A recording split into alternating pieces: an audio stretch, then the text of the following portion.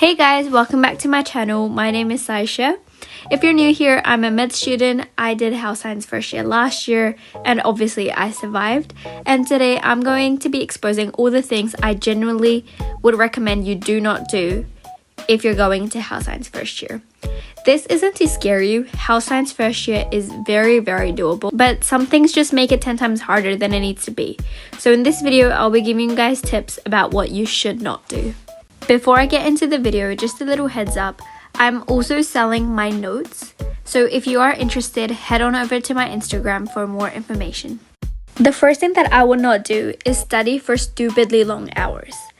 I would never sit at my desk for like 10 to 12 hours just to feel productive, because half of that time I was tired rereading the same slide and not actually learning anything. Instead, I would recommend changing the location where you study constantly. So for example, personally for me, I cannot study in the library, so I can't recommend, changing spots in the library because that just wasn't something I did. But instead what I did was, I'm a huge kind of study in my room person, so every so often I would change locations and maybe go into one of the rooms that was provided by my residential college to study in and kind of, go there and study there instead. Also, what I did was I kind of changed the way that I was studying. So if in my room I was using scrap pieces of paper and my device, for example, a separate room, I would go in there and start to use the whiteboard.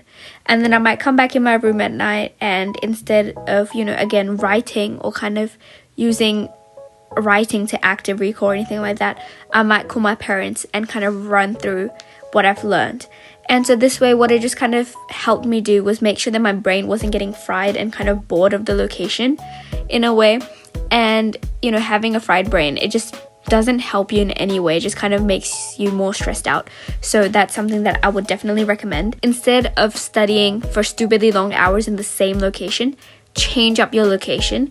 There's no problem with studying for stupidly long hours because sometimes during exam season you just have to study a lot. And yes, whilst work-life balance is really important during exams, it is quite important to also prioritize the content. But in terms of how you study and where you study is something that I would definitely change. Another thing that I would never do is compare myself to everyone. I would never compare myself to people who claim they studied 14 hours a day or finished the whole course by the time we were in week. Health science first year definitely attracts high achievers. And this can include people that will, exaggerate and flex, or, just people who study completely different to you. Like, considering there are thousands of kids sitting health science first year, like papers, you will find 1,000 different ways to study. And something that I found was comparison is honestly the destroyer of happiness, and in this case the confidence, for absolutely no reason. Just because someone is doing something slightly different to the way you're doing it does not mean that their way is any better, if that makes sense. If it works for them, cool, but that doesn't mean it will also need to work for you. A specific example that kind of I have is when I started health science first year, I heard about people who had pre-studied the entire course because, they knew someone that had all the course slides or something like that. And then, so that was something that was obviously very scary because, there's these people that already know all of the content and technically you're against them in a way because, you're kind of all trying for very limited amount of seats in professional programs. So that was obviously really scary. But something that I did was I did not talk to people about the studies. We spoke to others regarding things that I enjoyed talking about that weren't study related, unless obviously it was my friends who I study with. That's a different thing. But everybody else, I did not care what you got in the Hub's progress test, nothing like that. Nobody knew my results, I knew nobody's results. And so that was something that I did, was I did not compare myself to others. Some people get motivated by it, some people would like to share that information to threaten others, and honestly just do not listen to them and turn a blind eye. The third thing that I would never do is force myself study methods that don't work. Everybody, like I mentioned, has different ways that they study. Some people love to use flashcards, some people like to just do mind maps, some people like to rewrite things constantly over and over again, some people would like to teach others. There are very many different ways of studying and different techniques, and I would never force myself to use that study methods just because everyone else did it. I found that Anki personally didn't really work for me the way people hype it up, and that's okay. When you first start uni, you definitely have time at the beginning to figure out what works for you and what doesn't. And just because you find that something doesn't work for you doesn't mean that you wasted your time. Instead, the way that I would think about it is that you adapted, because in the long run, you now know that something doesn't work for you, and so in the future, you won't end up actually wasting time. I would recommend trying a different technique just for a little bit, because you don't want to, at the end, you don't want to feel guilty or regret that you didn't try that one method that might have worked for you, or you learn later on that it does work for you. So definitely play around a little bit, see if different study methods work. If they don't, perfect, you know that they will not work for you. If they do, that's even better. You now have a new way to study, which hopefully will give you the results that you're after. The fourth thing that I'd never do is leave everything until exam season. I'd never tell myself that I'll lock in later and then panic when exam season actually rolls around. Cramming does happen, because at the end of the day, health science first year does have a lot of content and it is quite fast paced, so you might have to cram a bit, but just the fact that there is so much content makes cramming that much worse. Falling behind makes everything feel 10 times scarier than it needs to be.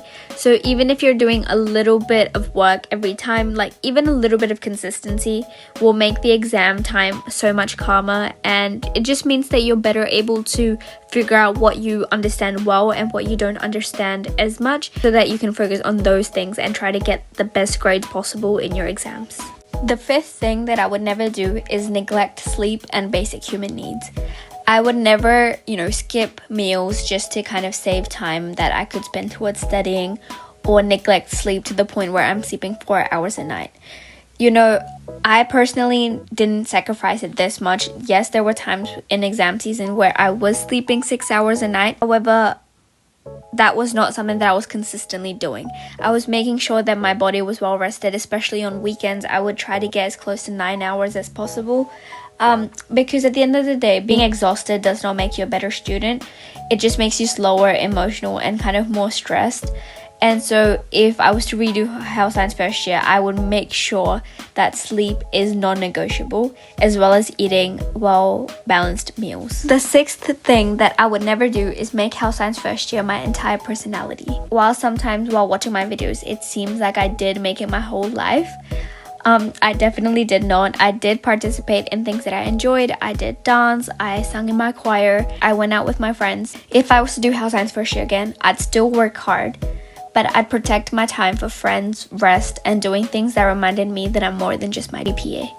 At times, it is, quite common for your mood to depend on lectures, quizzes, and your grades, etc. The next thing I'd never do is let one bad test ruin my entire week or my entire year. One bad result would definitely make me spiral, and I'd start questioning my intelligence, my future, my everything. And if I was to redo health science first year, and for you guys going into it now, I like to remind yourself that one result does not define you, and the result of one test does not mean that you will not become a doctor. The course is long and recovery matters more than perfection. On the other end though, it's also kind of important to try to be perfect in every paper. I know this sounds like really bad advice, but just the way that I thought of it was I wanted to give my 100% in every paper. I didn't want to hold back because, I didn't want to get to the end of the year and be like, I could have done something so much better. So whilst I gave everything my 100%, if I did not get 100% in the test, that was okay. I hope that makes sense. Like, it was weird giving this advice, but genuinely try your best. But if your result doesn't reflect that, do not get disheartened. Just try to figure out what you can do better. Another thing that I would recommend not doing is studying just to feel busy. I feel like a lot of times people spend a lot of time doing things that look productive, like rewriting their notes a bunch of times, highlighting slides, and making everything aesthetic. But when it comes to exams, the people who actually did well weren't the busiest, they were the most intentional. Now I know that if it doesn't help you answer exam questions, it's probably not worth your time. But also at the same time, it's also kind of important that you romanticize your studying. Personally for me, having my notes look pretty was something I did to romanticize studying, and that just meant that I was more engaged in my education. So that worked for me. But if you're someone who is just kind of, making pretty notes for the sake of it, and it's not really helping you to study per se, I would not recommend doing it, because studying just to feel busy does not work. Another thing that I would recommend not doing is thinking that stress is equal to working hard.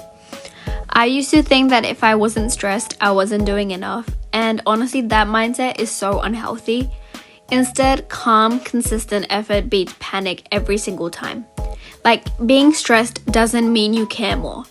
And this was something that I realized at the end of semester 2, towards the end of the exam season. I guess it might have been because I only had one exam left, but I found that I was not as stressed for it. In fact, I just started looking forward to the holidays, so I was actually really happy pretty much the last final week.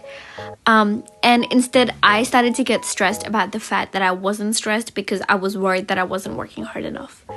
And, looking back, I had put in so much effort and I'd worked hard throughout the entire semester that when it actually came to the exam season, I didn't need to cram and I didn't need to feel stressed. And so that's when I, properly understood that just because you're stressed doesn't mean that you're working hard, and just because you're not stressed doesn't mean that you haven't worked hard. Another thing that I would never do is be scared to ask for help. There are tutors, help sessions, friends. There is honestly so much help available. And struggling doesn't mean you're weak. It just means that you're human. House Science first year is not a solo mission, even though sometimes it might feel like it. But just look around you. There are so many people that are willing to help you, and all you have to do is ask for it. My biggest advice would be never forget why you started. In the middle of House Science, it's quite easy to forget your why. Always remind yourself that this is often a stepping stone and not actually the end goal. You're allowed to struggle on the way to something you care about. But also related to this, you need to prioritize discipline over motivation. Something that I found was in the first semester, I was highly motivated, and that was pretty much what was driving me. But at some point in semester 2, I had lost my motivation. I had started to feel tired. I wouldn't say completely burnt out, but I guess I was heading towards there. And at that point, what actually helped me wasn't my motivation or a lack of there, but instead it was the discipline that I'd formed for myself in semester 1.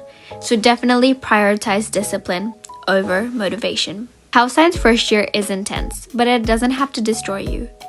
If you're heading into it right now, I wish you the best of luck, and just remember, you don't need to do what everyone else is doing, and you can find your own path. If this video has helped even a little bit, don't forget to give it a like and subscribe to my channel. Also, I'm selling my notes, so head on over to my Instagram and DM me if you would like more information. Good luck, you've got this.